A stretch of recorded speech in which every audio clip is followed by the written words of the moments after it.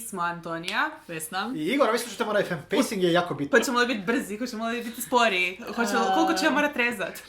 Da. Ajmo ovako, znači nas troje kao i inače imamo nekakva različite iskustva, različite pristupe pisanju. Konkretno sada pričamo o tempiranju radnje u romanima, ako sam dobro skužila ideju. Da. Jer kakve priče puno, to je već potpuno druga stvar. Zapravo, to je bila tvoja ideja, tako da ja prepuštam tebi da pričaš što Super. želiš pričati, Ok. ja ću sjediti sa strane i slušati. Ja ću početi od sebe.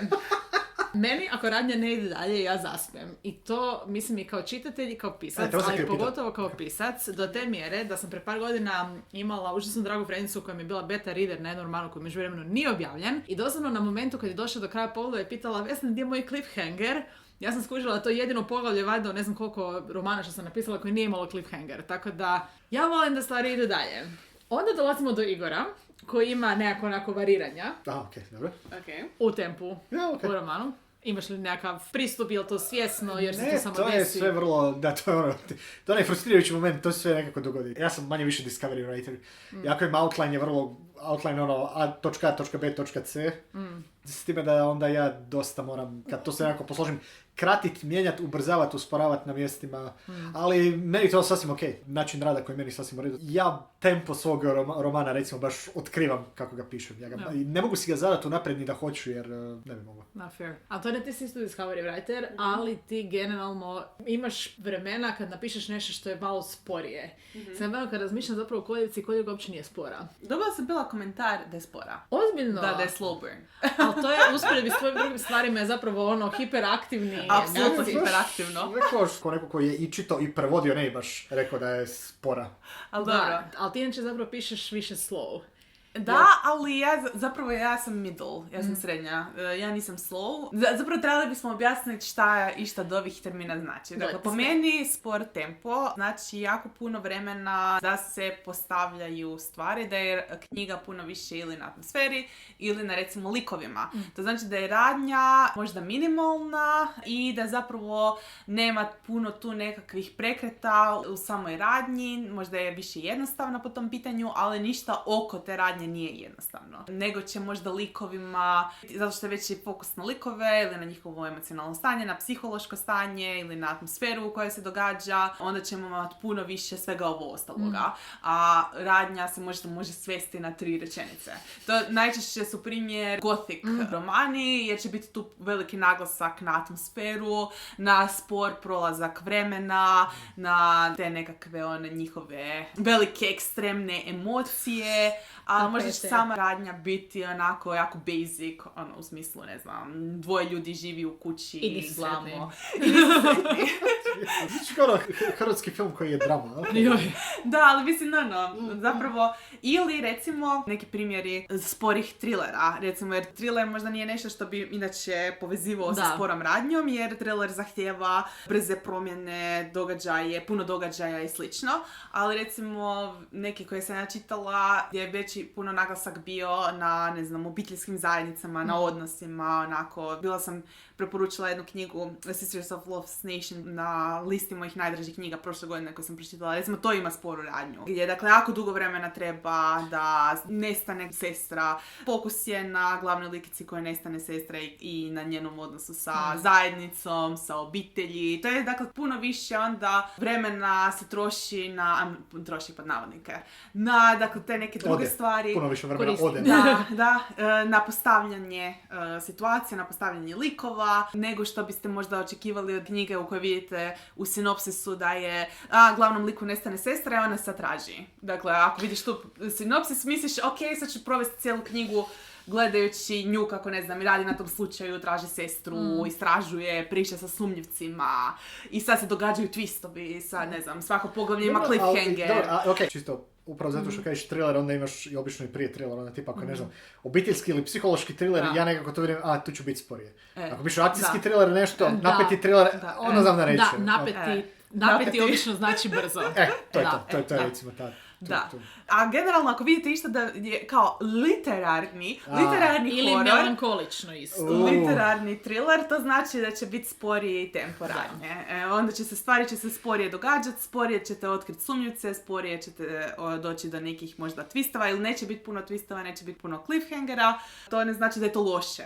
To samo znači da je fokus unutar te knjige nešto drugo. Ne sama radnja. Doslovno to što si ti rekla. To je recimo sporo. Brzo je, dakle, suprotnost tome, dakle, da se stalno nešto događa. Dakle, radnja ide jako brzo. Možda je radnja, recimo, 24 sata i svaki sat se događa neko sranje. Stalno nešto. Krenuli smo i prvo su nas napadali... Znači, jedna serija koju sam gledala nekada. Kao 24 sata. Kojiš, onako, nema stajanja. Krenu odmah prvo poglavlje in medias res. I onda izbiju zombiji na ulici, onda trče i onda su ušli u zgradu i sad su za njima u zgradi i sad su našli kanibale u podrumu i sad moraju bježati u kanibale u podrumu i dolazi izvanzemaljci koji ih otimaju i glavna poanta je da se stalno... Ok, čekaj, stani, polako. Imamo overload, ona kao... Ili možda nije, jednostavno, ako je kod ljubića, onda se možda oni brzo spetljaju, pa se sad posvađaju, pa sad ovaj ide u drugu državu, pa se ovaj trči za njim, pa ovaj... Ima još jedan drugi level kod ljubića koji mogu baš usporediti, jer tamo sad čitam Radiant Sin od Katie Robert, apropo ljubića, slow burn je, ali onda kad se krenu ševit, onda se nastave ševit. Tako da je to isto onako, u jednom trenutku više nije slow burn, samo burn. Da. Ali to nije dobar primjer. I sad imamo nešto i sad idemo između toga. Većina knjiga u mom nekom čitateljskom iskustvu pada u sredinu. Dakle, da nisu u potpunosti slow i da nisu u potpunosti fast-paced, nego su zapravo... moderate. Da, moderate. Umjereno bi bilo. Da, na Storygrafu čak možete označiti za knjigu koju čitate da li je fast, slow ili sad da li je middle, moderate. Ja mislim da je moderate. Umjereno. Da, možda je medium, da. Gdje se, dakle, ipak uzimate nekakav kao predah. Da. Dakle, možda se radnja odvija brzo, ali uzimate predah za neke scene sa likovima. Kod Igora bi bilo neke slice of life momenti koji razbijaju akciju. Kod mene su to scene s njih dvije gdje one pričaju i prorađuju nova otkrića iz slučaja. Da. Ali recimo ti pišeš puno više fast pace. Recimo ja živim za fast pace. Da, i recimo ja čitam jako malo fast pace, a meni je to neobično. Recimo kad čitam vesnene knjige ili tipa KJ Charles ili tako nešto, to mi je onaj full fast paced. Barem onaj Magpie Lords. Dobro, sam malo razmišljam, dobro, ja sam samo Will Darling za sad knjige pročitao, da. Ja bih to karakterizao fast paced jer to je... Ona ima sporijih stvari, recimo ako ste slučajno čitali Band Sinister, to je i slow burn i slow as fuck. Ali čovjek je okej. Ono što bi po meni karakteriziralo slow paced je recimo dugačka poglavlja, ako su najčešće jedna dugačka kontinuirana scena. Ili više scena, ali nije brzi nekakav prijelazak, nego... Teče drugčije. Jednostavno. Možda je bio neki flashback, pa je on malo duži ili tako nešto. Ali u principu to su baš dugačka poglavlja i ciljano su dugačka zato što vam treba malo više vremena da postavite scenu. Dok kod stvari koje su brzog tempa, to su zapravo kratka, dinamična poglavlja. Koja onda idu... Ali to je isto što si rekao to za scene, znači to se prenosi na sve levele. I scene, i dijalozi, dinamika dijaloga je isto drugčija, način na koliko je govorio je drugčiji i rečenice su drugčije. To sam se sjetila jednog primjera, ne znam li bio moj ili nečiji tuđi, ali Lee Child. Njegove rečenice znaju biti po 3 riječi. A on piše akcijske, ajmo reći trilere. Ajmo reći akcijske. Mislim, nije on tako ekstremno brz, ali je aktivna radnja stalno. Tako da to stvarno sve utječe. Da. Je. Ja sam imao fazu jednom davno, pred 20 godina, kad sam Dan Browna čitao iste stvari. Full kratke rečenice i full kratka poglavlja, poglavlja od tipa pola stranice. Da. Ali jer to zapravo kreće od razine rečenice. Da. Jer logično je, čim čujete da nešto ima brzi tempo, to zapravo znači da je i sama rečenica brza. Da. To ne može imati brzi tempo, a da je ono, kako se to zove? Propulzivnost. Jer ako čitate, recimo, Vesna je u prijašnjoj epizodi tračala mene i Leo, da imamo jako deskriptivan stil, kad čitate, recimo, moju rečenicu, ta rečenica traje 3 reda, to nije brzo, ni na koji način. To bi bilo jako neobično da uspiješ tako isfurati akcijsku scenu. Najčešći edit kod Antonije je, može li od ovoga, molim te, 2, možda čak i 3 rečenice. Ja bih trebala napraviti copy-paste folder, to jest file, samo za taj komentar. Dobro, to je komentar koji ja često dobijem, tako da... To je često komentar, općenito s ljudima. Jedna bitna stvar koju nadam se da ste skužili već do sad je da ne seremo ni po brzoj radnji, ni po brzom tempu, ni po sporom. Ali ćemo sad malo posrećemo dva ekstrema. A to je, ako je prebrzo, ako je toliko brzo da čitatelju dosadi stalno nešto novo. Da, kod filmova se zove action scene fatigue, zamor akcijske scene. Kad imaš akcijsku scenu koja traje 20 minuta i nakon 10 minuta ti više je dosta više. Dakle, zaspiš na rubu stolice. Da, baš to. To sam ja pročitala. Odlično, zaspat na rubu stolice, odlično, da. Tako da nemojte misliti da samo zato što želite ili pišete instinktivno nešto brzo, da to znači da nema predaha. I vaši likovi trebaju odmora, ali vjerojatno malo rijeđe nego vaši čitatelji. Što je isto nešto što sam nedavno radila s jednim kolegom na nečemu nešto uređujem.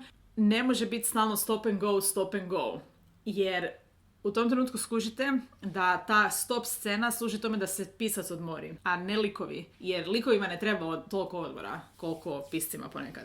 A dobro, to je stvar sad već i strukturiranja rada i slično. S druge strane, problem sa sporim tempom može biti da autor zaglibi i napiše dosadu. Ja sam to, točno ta riječ koju sam ja htjela reći kao suprotna je da postanete dosadni. Da. S time da možete biti dosadni i kad pišete akcijski, više da, kao fast-paced. Ja sam više puta znao prolaziti kroz akcijsku scenu, je više naporno. Dobro, meni je više, baš se dogodi da jednostavno na 5. stranici akcijske scene ajmo malo radnja neki dijalog, nešto i da se više. Ali kad pišete slow. To je po meni zamka u koju se može upasti. Teško izbježiti. To su knjige koje naginju više introspekciji, možda više nekakvom deskriptivnosti i slično. Onda je puno lakše da završite s nečim što je nečitljivo dosadno. Jer se ponavljate, jer su nepotrebni opisi, jer zapravo ono što vi mislite da je super pametno rečeno zapravo je na razini WC papira. Otišao si u digresiju 5 stranica koja ti ne utječe na radnju. Da. I onda i čitatelj može izgubiti interes za to. Ja volim knjige sa sporim tempom, ja ih stvarno obožavam, ali zato mi može biti full uočljivo kad krenem čitati nešto i onako kao ok, ja vidim da si ti tu htio imati ne znam kakvo sporo tempo zbog ne znam atmosfere, zbog dubine i psihološke karakterizacije likova, ali to ništa ne mijenja činjenicu da je ono što sam dobila dosada. Što znači da treba uvijek paziti na to da stvari koje se pišu da budu zanimljive za čitanje. Zašto bi čitala nešto čega mi se spava? To nije izlika spora je tempa. Čitala sam toliko puno knjiga koje su imala spore tempo sa minimalnom radnjom, a koje su me onako držale cijelo vrijeme na rubu oko toga šta će biti dalje. Evo recimo, dobro, sad ne znam da li ću se možda složiti sa mnom oko opisa da je spor tempo ili minimalna radnja, ali The Only Good Indians od Stephena Grahama Jonesa. Ja ne bi to opisao kao nešto što je puno radnje. Ne puno radnje. I rekao bi recimo da je isto i spor tempo, ali to je to. Ja sam tu knjigu pročitao u 2 dana. To je bilo iznimno čitaš, a isto tako nije baš puno, jer je jako puno introspekcije ili kako i sjedi i razmišlja o stvarima. Ja sam pročitala u jednom danu. Ne. U jednom popodnevu. To je to. S druge strane, drugi Antonin najdraži Stephen King. Šala, ali ono koji sam ja uvijek imao problem s njim, zašto je meni uvijek njegove priče bile draže od romana. Ode u introspekciju, ode u digresiju i za mene previše. Ima ljudi kojima je to super. Meni u jednom trenutku već 10 stranica o njegovom djetinjstvu, pa dosta više, jer on jako voli. Radnja ide sad sadašnjosti, onda stane, sad flashback, doslovno 3 poglavlja, njegovo djetinjstvo 50-ih u malom gradiću i rasizam i nešto. Da. Doduše moram napomenuti da je The Only Good Indians zapravo kratki roman. Funkcionira možda da je ubacio još 100 stranica na početku. Misliš da bi bilo naporno postalo? Da. Ovo je taman bila ta duljina i taman kad ovaj prvi lik izgubi svu funkciju. Taman kad zagine, on promijeni i likove i zapravo stil i sve. I onda dosta ostane onako dinamično i ne ode u repetitivnost. Jer opet da smo cijelo vrijeme pratili samo isključivo tog prvog tipa, mislim da bi to u jednom trenutku već bilo dosadno. Dobro je ono, više bi istrošio sve traume. Tuga čemer i jad mogu samo do jednog trenutka, onda više ne dobijaš od njih pozitivno. Tako da ipak The Only Good Indians je barem za dobrih 100 ili 200 strana kraće od prosječnog Stephena Kinga, ako ćemo realno. Što uzimaš kao prosjek? 400-500. Jel da? Jer meni isto tako zvuči. Imam ja primjer fantastičnog pacinga u knjizi koja baš nije kratka, naravno Darcy Coates' Hunted. Sad smo svi već pročitali, jel da? Ta knjiga, da. stalno se nešto dešava, a nije pretjerano i ima sporih dijelova, ima bržih dijelova, ali je preporuka. Pa čak i ovi dijelovi što bih rekao da su spori, nisu pretjerano spori. Da. Samo su, čisto zato je možda nije, ne znam koliko su spori, koliko nemaš sense of urgency, zato jer je o liku kojem nije hitno nešto. Da, to je, ali dobro. Ali Darcy Coates, recimo, baš jako dobro barata sa tempom. To uopće nije bilo ne to kad svi to žele reći i svi to plate kao blurb, onaj blurb koji ide na naslovnicu, nisam mogao ispustiti ovu knjigu iz ruku, kurac od oce, nisi neko te platio da to napišeš, ali za Darcy Coates ili Only Good Indians, mislim sad ću povući primjer koji možda nije popularan, ali The Cruel Prince, prva knjiga, mislim sad to ubilo jedno popodne. Kad ide, onda ide. I opet tempo ne igra zapravo ulogu, nego koliko te navukao autor na to. Jer uvijek se mora svoje kući. Jer opet ti možeš izbinđati knjigu koja ima spori tempo bez problema. Da. Jer si se navukao na likove, jako su ti zanimljivi, full te zanima što se dogodilo oko neke misterije. I nije bitno što se tu puno stvari ne događa, nije bitno što je poglavlje možda ne znam, 4000 riječi, od tih 4000 riječi većina provede lik na plaži razmišljajući o životu, jer čisto je život o kojem razmišlja je zanimljiv. Da, sad razmišljam, ovo je ekstreman primjer knjiga koju jednostavno fizički nisam mogao brzo pročitati jer imala skoro 1000 stranica. Susanna Clarke, Jonathan Strange i Mr. Gospodin Norrell. Što sam bio pročitao na faksu, 900 i nešto stranica moj paperback, fizički ne možeš, ali koliko god je iznimno pisano u stilu romana koji su pisani u doba kad se na njega događa, znači Napoleonski ratovi, Jane Austen i sve ostalo, znači sport, tempo i sve to i dalje bilo kao wow, cool. Jednostavno kažem, fizički ne možeš, ali da sam mogao pročitati bi ja u dva dana. Da li mislite da ljudi kad pišu slow, da trebaju imati jači stil ili... Apsolutno. Da, nešto te mora držati. Apsolutno. Da, pa to pitam. Ti si spomenula misteriju, oboje ste spomenuli stil. Ja mislim da je tu baš spori tempo teže izvest kvalitetno nego recimo brzi tempo. Jer, dobro, za brzi tempo moraš imati po meni... Ti si biased, ali svejedno. Molim? Ti si i biased, da, ali svejedno, nije to ni problem. Za brzi tempo mislim da je bitno da moraš biti dobar u radnji. Ja mislim da je tu full bitno imati dobru radnju. Ne kažem da ne možeš imati dobru karakterizaciju likova, nego jednostavno imam dojam kod brzog tempa, čisto zbog tog riječi te brzina. Dakle, mora biti dinamično, to znači da se mora puno stvari izdogađati i mora ići radnja, ipak si u petoj brzini, ajmo to tako nazvat. To znači da nemaš sad tu puno prostora za neke introspekcije, za flashbackove, ili za velike, dugačke opise ili slično. Jer moraš ići, jer ti radnja ide tako brzo, onda znači da moraš imati radnju i mora biti zanimljiva radnja i to isto, mora biti dobro izvedeno. S druge strane, recimo, kod sporog tempa, mislim da tu stvarno je bitno imati dobar stil i dobro i razrađen stil. Puno lakše završiti dosadno. I to je po meni problem možda sporog tempa, u smislu da ima autora koji vole ono što se zezamo, čuti svoj glas, koji vole svoje riječi, koji se vole raspisati. Ja se volim raspisati, evo. I onda se može dogoditi onako kao raspišu se i misle da su ne znam kako to dobro napravili, ali ako to nema nešto po čemu je specifično, onda mislim da jednostavno to vrlo brzo možeš odustati. Da. Ili onako totalno hejtat kao šta je ova knjiga, ništa ne događa. Tu stil igra veliku ulogu. Jer kad imaš dobar stil, kad autor full barata sa jezikom, da ti je ne znam, možda melodično, dobro ti zvuči, tjerate na razmišljanje, oduševljen si sa opisima jer su full originalni, neobični, vizualno je sve. I onda ti jednostavno ni ne vidiš toga da je malo radnje. Jer te sve to zabavlja. Jer onako neki tako dobro barataju sa opisima da se možeš zamisliti u glavi praktički film. Da. I koji će ti automatski si uronjen u taj svijet. I onda ti je i lakše, onda si možda si navučen toliko da želiš vidjeti i sve pročitati, a zapravo radnje je jako malo realno jer je više spori tempo i to. Guy Gabriel Kay. Da ne piše ko Guy Gabriel Kay, Djeca neba i zemlje bi bila užasno dosadan roman za čitati, koji ja ne bi pročitao. Da, ja nisam čitala Djecu, ali ovo sve ranije, oni imaju jako puno radnje.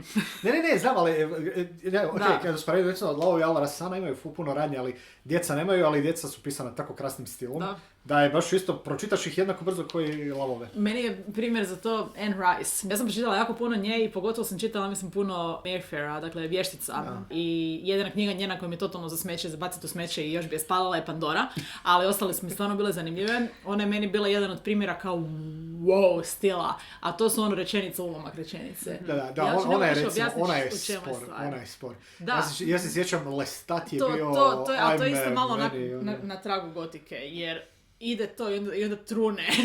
Onda... Pa da, jer gotika je recimo ta atmosfera čemera, tjeskobe. Da, jer to za Anne Rice paše, jer žele ti prikazati sve iz perspektive vampira. Njeni vampiri žive jako dugo, imaju drugačiji pogled na svijet i život, jako su melankolični, velike emocije, svašta nešto i onda to sve dobijaš kroz te ulomke, dobiješ taj i emociju i vibe i to da sve njima jako sporo i rastegnuto. Da. Ali generalno, ako si melankoličan ili ako imaš problema sa depresijom, vrijeme ti može biti puno onako sporije. Sve može biti jako sporo, jako stane. I onda kad imaš možda žan koji naginje tim stanjima mentalnim, psihičkim, onda će se to očitovati u stilu kojim je nešto pisano. I by the way, možda ćete primijetiti da svi ove primjere koje smo dali sporog tempa, da su to sve malo duži romani. Da. A mi znači to. Da. Jer je čisto zbog toga što je tempo tako spor, treba duže vremena da se postave likovi, da se postavi scena, da se postavi radnja, da treba više vremena da se pređe iz prve u drugu brzinu i onda naravno da automatski da će to biti knjiga od 100.000 riječi. A kad pričamo o ovim dinamičnim thrillerima, to su najčešće 60.000 riječi. Zato mi je iznenadilo što je Darcy Coates Hunted imala 400 stranica na Everandu, što je užasno puno. Ne sad razmišljam... Uporno nije bila dosadna, uporno. Iskreno žao mi što nemamo trenutačno Petru ovdje, jer sam se sjetila odmah Done Tart. Ja sam htio Done Tart ranije spomenuti. Jesi ti čitao šta? Ne, ali ja sam stekao dojam da je ona koja je, malo se toga događa, ali te drži zbog stila. Da, pa mislim, za Dark Akademiju generalno ljudi kažu da su to deblje knjige, zato što je to malo više taj eseistički, nego taj više deskriptivni stil, introspektivni, filozofski, gdje se razmišlja više o tim velikim konceptima i onda se piše o njima više nego što je fokus možda na samoj, radnji ili slično. Pa onda završite sa ciglom od knjige u kojem možda se realno malo toga dogodi.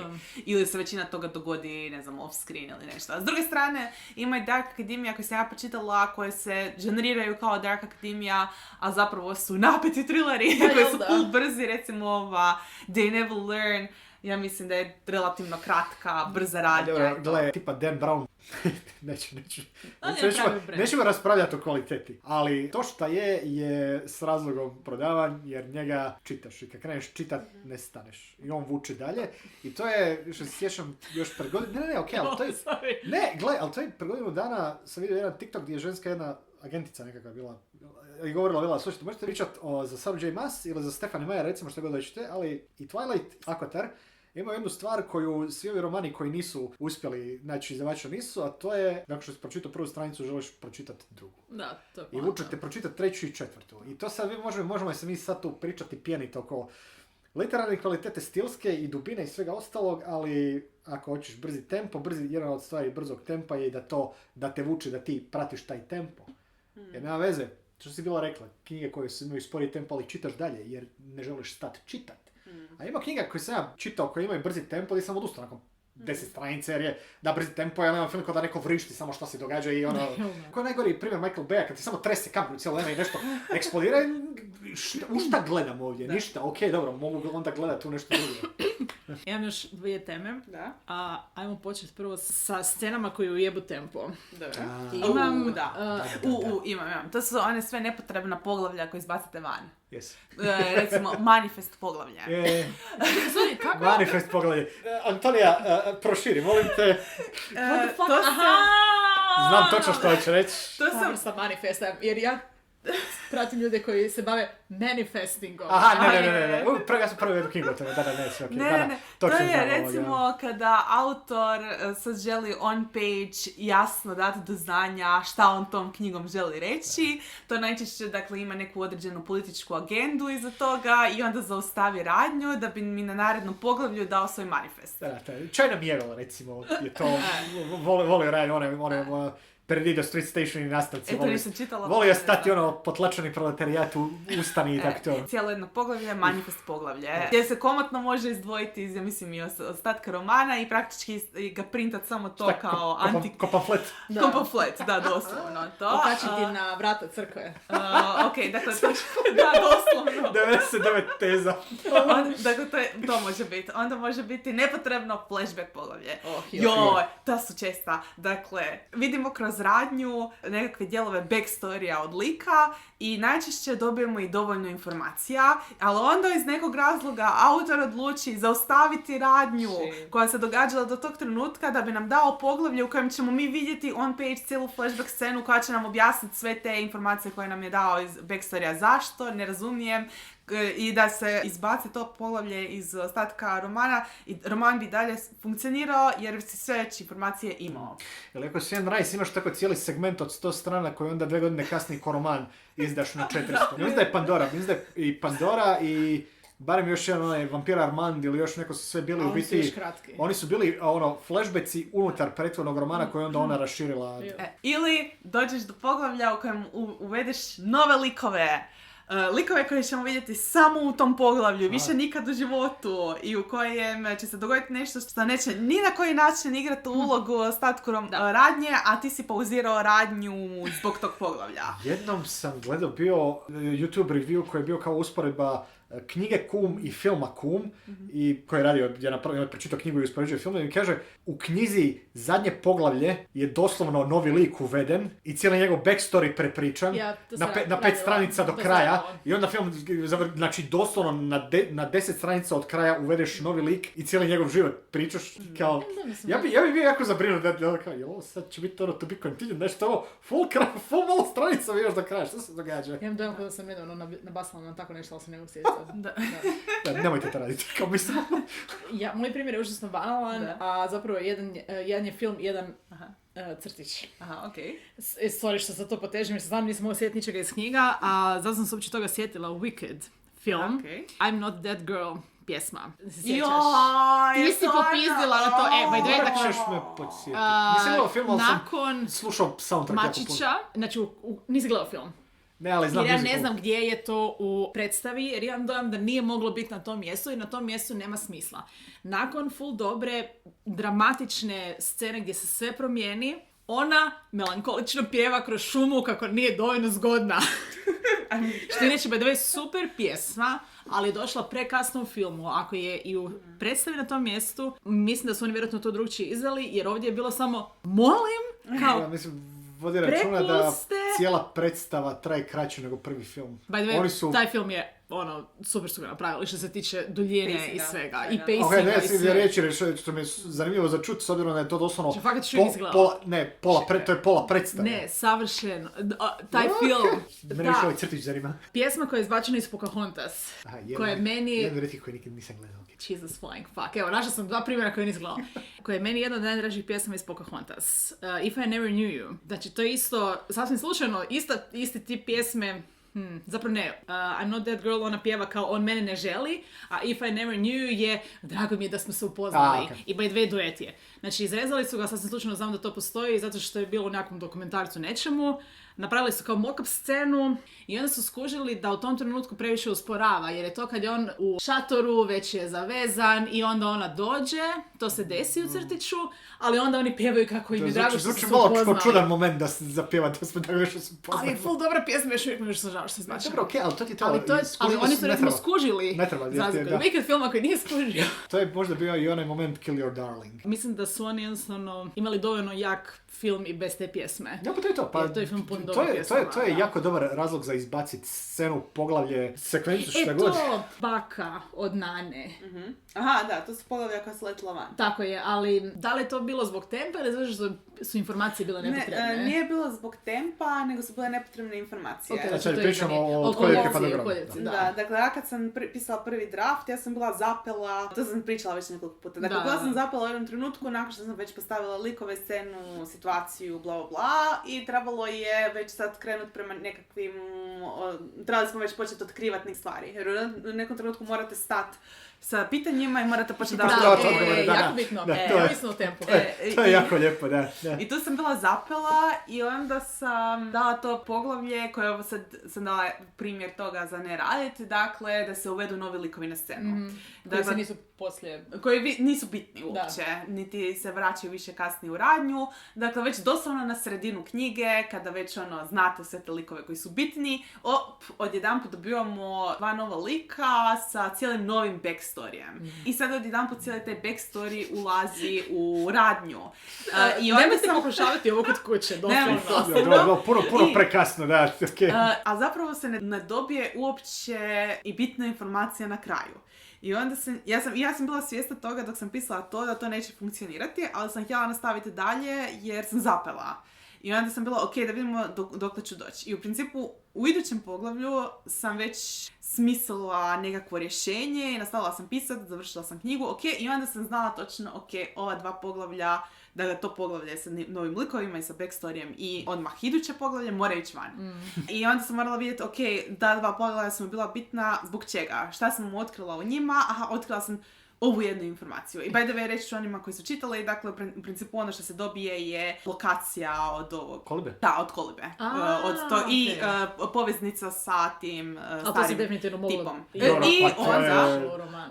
I onda sam išla gledati, ok, kako ćemo doći do tih informacija koristeći likove koje već imamo. Ovih i onda sam, 15 koje već imaš, da. I onda sam tu izbacila ta 2 poglavlja i napisala novo poglavlje u kojem je bio fokus na, dakle, ona onda razgovara sa ovim drugim likom koji je na kraju njoj našao, recimo, informaciju.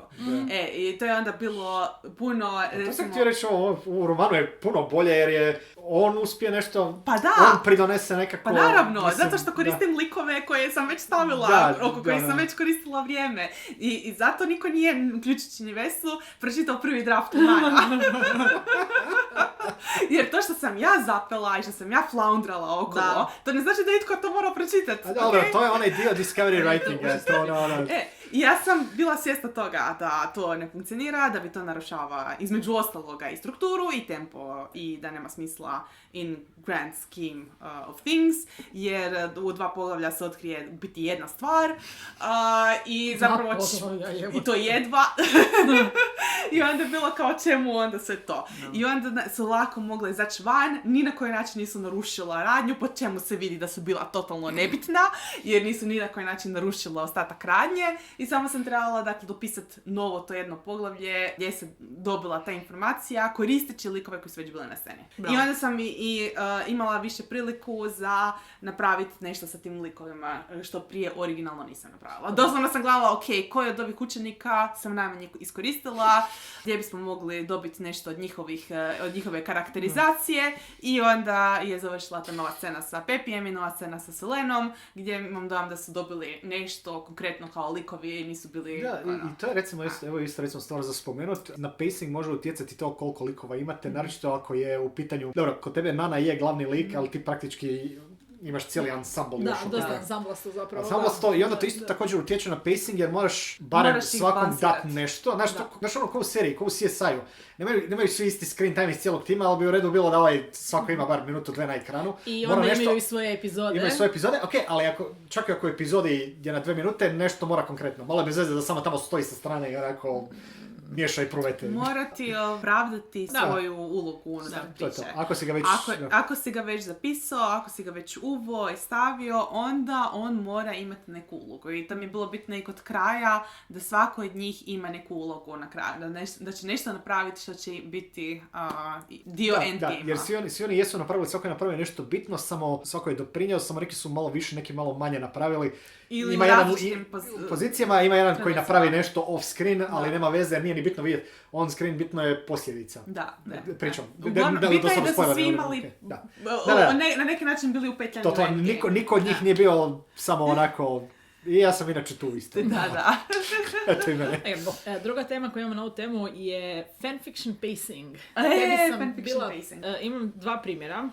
Jednog se više ne sjećam jer sam DNF-ala knjigu. Bila je nekakav professor-student romance i mislim da je vjerojatno bilo i nastalo kao fanfiction, samo nije bilo neki moj fandom pa nisam prepoznala iz kojeg fandoma je. A druga knjiga je Deep and Drowning Tide. Dark and Drowning Tide, Alison Seft, tako nešto. Ako niste gledali još Antonijin i moj vlog, pogledajte ga. Da, u tom trenutku da ne morate čitati tu knjigu. Ja se nadam da će vlog izaći do hoće. ovog podcasta, do ove epizode. Ali, dakle, fanfiction pacing. Znaš o čemu pričam? Nema veze, slušatelji ne zanima me. Da li da možeš skužiti kad kažem? Da. Mi reci, čisto da testiram teoriju. Moj dojam je da fanfiction pacing će biti nešto piscu se ne da čekat da dođe do bitnih stvari pa odmah skoči na njih. Ne. Okay, ili je nekako rastezanje? Rastezanje koje ne slijedi prirodnu progresiju radnje. Jer se fanfiction se piše u poglavljima i... Da, ali ne samo to, nego sve je sporije. Sve je dulje, scene su dulje. Puno je više teksta nego što ti zapravo treba. Ne u svim fanfictionima da se uopće ne, kužim da generaliziraš. Jako volim fanfictione. Dobro, to svi znaju. Urodio sam s nekim fanfictionom, pa zato nisam protiv fanfictiona. Ali još jedna stvar koju nismo spomenuli ranije je da, neovisno o tome da li vam je brzi tempo ili spori tempo, mora biti nekakva progresija i nekakvo napredovanje, napetosti, uloga za likove i te sve stvari. Ja, onaj roller coaster nekakav spori, usponi padovi, ali opet... vodi u uspon do akcije, finalne, whatever, u bilo kojoj vrsti tempiranja. Ali fanfiction pacing ne prati to. Fanfiction pacing nekako samo teče. I konkretno Dark and Drowning Tide. Scene koje nisu trebale biti dugačke su dugačke. Scene koje su likovi hodaju okolo su predugačke. Scena u taverni je predugačka. I stvari se događaju samo tako da bi se išlo na nekakve emocije koje obično imaju čitatelji koji su fanovi nečega, zašto onda čitaju fanfiction, a ne na to da bi knjiga bila bolja. Nisu stepenice prema nekakvom finalu, nego je... Ne znam kako to objasniti. Ravna linija. Trljaš se po cesti. Točno to. I to je malo problem. Ta ravna linija i to kad trljanje po cesti po inerciji je to je jedan, ajmo to nazvat fenomen koji je zadnjih 10 godina jer jako puno čitatelja u Trade Pub dolazi sa pozadinom... Misliš pisaca? Ne, ali i čitatelja. Ja sam primijetio da ima jako puno koji su moja generacija, mi nismo baš imali kad i gdje čitati fanfic, tako da smo... Ja sam u srednjoj jako puno baš tad su buknuli to ti je recimo te dvije par godina razlike između mene i tebe.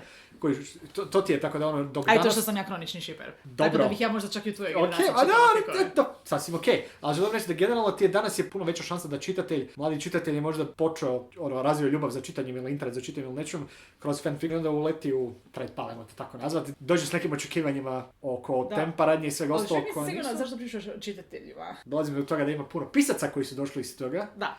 I onda se dolazi do sudara. Misliš kao presjek da su ljudi zapravo zadovoljni? Ne, dolaziš do ovoga što si ti sad rekla da je problem sa tempom. Jer ne možeš, nije nužno što si rekla, za fanfic je stvari koje očekuješ u fanficu su okej, ali kad ih još preslikavati na nešto što nije fanfic... Da, ali ako imaš čitatelja koji je došao iz fanfictiona i pisac koji je došao iz fanfictiona, onda su oni sretni ako čitaju fanfiction pacing. Ne, to se slažem, ali kažem... Ja mislim da ne. Zato što kod fanfictiona imaš već emocionalnu veziranost koju nemaš kod razine problema. Koja nemaš kod originalnog. To je, a sad to što ti možda prepoznaješ, nema veze jer i dalje su to likovi koji su drugačiji. Ali ne, želim reći da i ti voliš fanfictione, pa kad čitaš knjigu koja ima fanfiction pacing ili strukturu, pa to je to. Ali ja sam odgojena na threadu.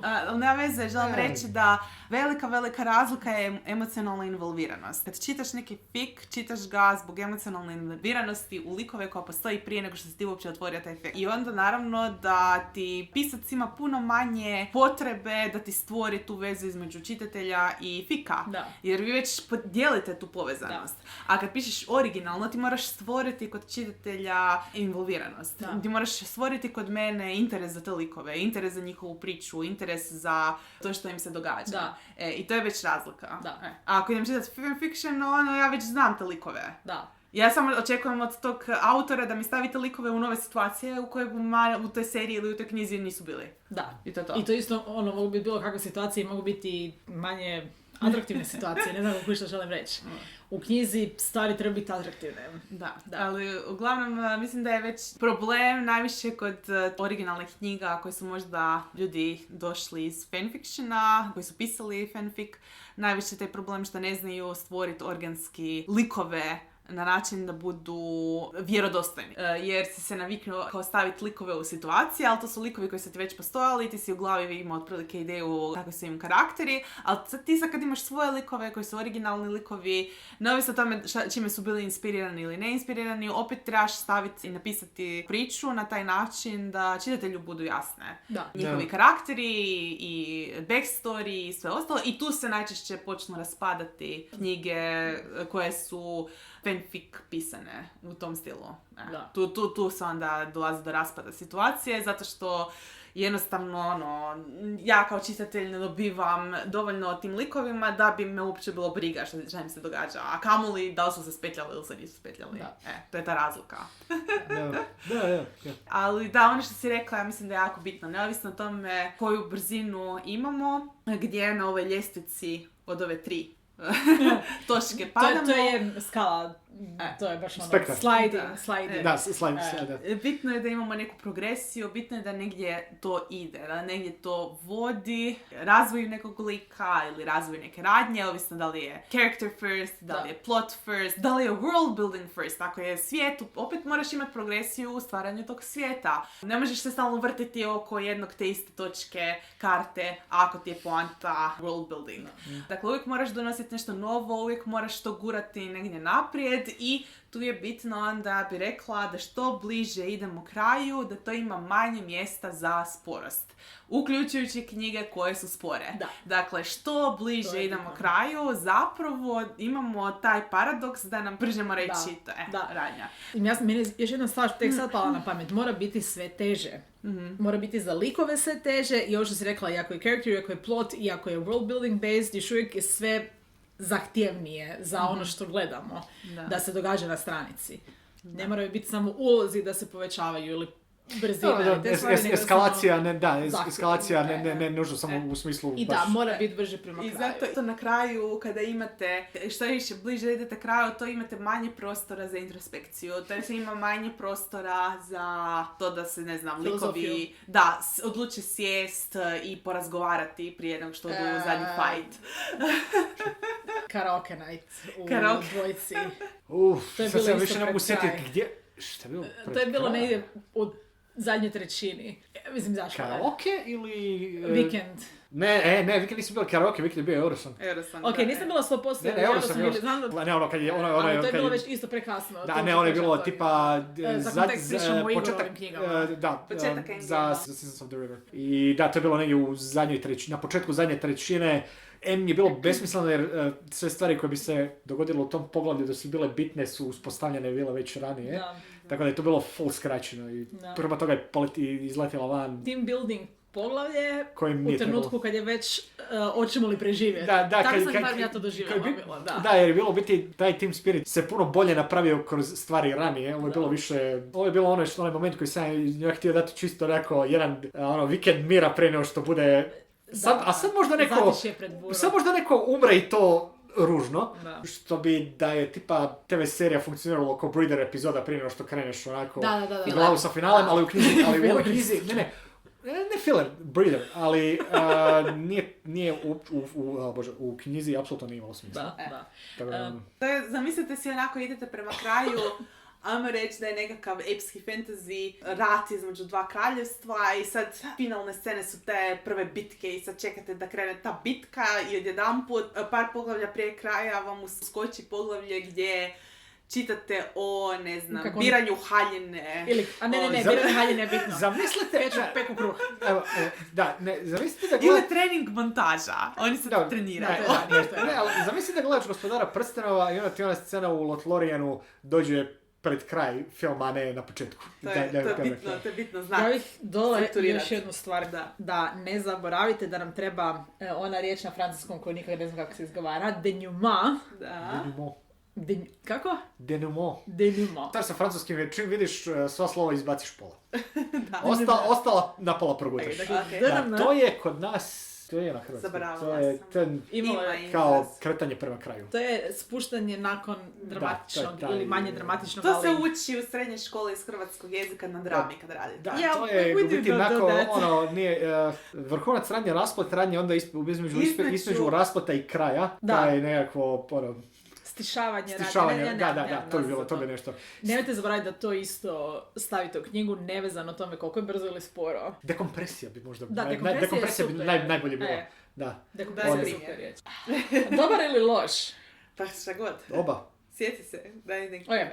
Agatha Christie. Okay. Ne konkretno, nego kao konceptualno. Mm-hmm. To je onaj moment pred kraj, kad skužite da simpatična mlada gospođica nije bila ubojica, nakon što ih Poirot sve posjedne i napravi onaj njegov mambo jumbo, idemo sad mi reći ko je šta je. Okupio sam vas sve ovdje. Onda se riješe ubojice, i onda sve ono što vidimo kasnije, znači pakiranje jer odlaze iz hotela, ne znam, netko je dobio novi posao sa svojim love interestom. Mislim, sad ja možda miješam malo Poirota i neke druge stvari, ali posljedice za likove i naznaku ostatka njihovog života. To je nekakva bazična moj baseline. Nešto što je tempo. Da se sjećate dobro. Tempo, atmosfera je nekako opuštenija, bolja. Evo recimo, ako ćeš Poirota, ovaj zadnji od Kevin Branagh, ovaj u Morsu u Veneciji, kako ga se zove. Što je meni bio fora film koji završava tako da mu onaj tip dođe kod njega doma i njih dvojica sjede na krovu od zgrade i doručkuju i kamera se udaljava i imaš panoramu grada. Što je vrlo ono kao, baš ti malo onako, da te čisto smiri prije što izađeš iz dvorane. Da. Ako gledaš gledaš takve stvari. Skraćena verzija, ali da. Da, okej, to imaš ono kao ono, okej, ima filmova, kao što ima knjiga koji završu samo onako, gotovo. Da, we don't want that. Ne želiš baš ono tipa stranice, dvije kao... Osim ako nije cliffhanger. Da, ako nije. Ne, pričam nešto što je recimo kompletirano i sve, onda želiš taj moment gdje ono kao, ajmo sad prije nego što se ustanem od stola još minutu samo da dođem sebi i onda... Da se vratim na Keja. Tigana, zadnje poglavlje i zadnja rečenica. Znači, neću vam spoilat, još uvijek preporučujem tu knjigu jer je sad već prastara. Zadnja rečenica je cliffhanger. Nije uopće bitno što je to cliffhanger, nego cijelo to zadnje poglavlje, manje više koliko se ja sjećam, likovi jašu. Oni doslovno jašu i oni su se sada buddies. To si samo Kej može dopustiti. Kužiš, ali to je super jer je novi dan kako je završilo, što se desilo nakon što su prošli u finalu jer shit. Ali da. Dakle, posljedice za likove i nekakva naznaka njihovog ostatka života. Da se razumijemo, pravilo je generalno i sa pričama i sa romanima, mislim generalno sa fikcijom, nakon što se radnja rasplete, nakon što dođemo do kraja, želiš što prije završiti. Ne želiš opet imati 50 stranica. Da, to je dosta bitno, zato stalno pričamo o povratku kralja filmu. To je to, ali ne želiš opet ni ono, završilo i onda još 3 rečenice i kraj nešto nekakav, i ja to volim, ja sam to u sva 3 ATC romana radio sa zadnje poglavlje plus epilog. Da. I to je zadnje poglavlje koje je uvijek bilo razgovor između likova. I to kratki, ne sad isto da jašu ili nešto, nego bilo još... Format za cure, da. Ali ja sam baš bio nekako, mi se bilo poklopilo, dobro, u jedinici sam imao, 2 lika razgovor ovako, onda sam u dvojici i u trojici bio napravio istu stvar, da je kao to zadnje poglavlje, par razgovora koji su kratki, biti nisu ni cijeli razgovor, nego kao dobiš dio razgovora, šta je bilo bitno oko nečega, idemo dalje i to je bilo to, ja sam skonto da mi ko pistu paše taj moment gdje kao, dobro, završilo je sve ovo, sad čisto prije nego što, otkucam the end, treba taman još 2-3 stranice maksimalno meni ko piscu, zato jer meni ko čitatelju me ne treba više. Dapače, ja znam imati baš moment kada onako, završilo je sve i onda skontam da mi onako, ili knjiga koju držim u ruci, broj stranica ima još, ili onako na kobu mi piše onako još. Ja se nadam da je ovo sad onako, ne znam, ulomak iz sljedeće knjige nešto, jer ako još ima ova knjiga, još ima 30 stranica, srećom uvijek bude ovoga kao a dosta bitna stvar ovdje, čisto može čak i za kraj, je da znam da je naporno napisati roman. I znam da želite, sad sam skoro rekla, otići doma, želite završiti s tim što prije moguće, ali nemojte završiti knjigu nakon finala. Znači, dajte ipak, ako zbog ničeg drugog, zbog čitatelja, napravite ipak nekakav silazak na kraju. Ne trebam više od jednog što sam rekao, meni je osnovno jedno kratko poglavlje plus nekakav epilog ako ima stvar koja jednostavno ne ide u zadnje poglavlje, nego treba stajati nekako malo na kraju samo. Ili ako imate neki cliffhanger za sljedeću knjigu. Ili to, dobro. Dobro, okej, ako je cliffhanger opet pacing je drugačiji, jer onda tamo možeš doslovno stati na i da nema više. To je posljednja priča. Ok, dakle, što vi volite čitati? Više brzi ili spori tempo? A što volite pisati? Da li imate razliku između toga što volite čitati i toga što volite pisati? Volim čitati ljudi koji pišu bolje od mene. Sad tempo, većinom smo tu negdje. Ima razloga zašto. Dobro, ne znam, okej, dobro. Ja vas razmišljam, tempo meni recimo uopće nije neki veliki faktor. Mene zanima, znate li vi neki primjer fanfiction pacinga o knjizi koja je objavljena. Za dodatni bodovi ako ispadne da uopće nije fanfiction s otpiljenim brojevima, da jednostavno autorica ili autor nije mogao pobjeći od sebe. Da, šaljite nam te odgovore na morenakutija@gmail.com ili @morenakutija Instagramu i Facebooku. Hvala što ste bili s nama. Nadamo se da nam je tempo bio dobar. Tako je. I ako ovo slušate prije 2.5.2025. bacite pogled na naš web. Trenutno imamo otvoren natječaj za priče i stripove na temu nepoznati, odnosno poznati ili nepoznati monstrumi. Ako želite kako tek počinjete pisati, ako želite s jednim iskusnim piscem, hej to sam ja, raditi na vašem tempu ili općenito na vašem romanu ili na vašoj priči od nule, bacite oko na štriga.com/mentoriranje, jer Antonija i ja kroz naš obrt odnedavno nudimo uslugu mentoriranja 1 na 1 i ako slušate i ako onu kućicu recite nam još nešto o vama, počinje sa moji ukućani o meni kažu da, tako ćete prepoznati, stavite mentoriraj me i dobit ćete 10% popusta na cijelu našu suradnju. Do slušanja! Bye bye.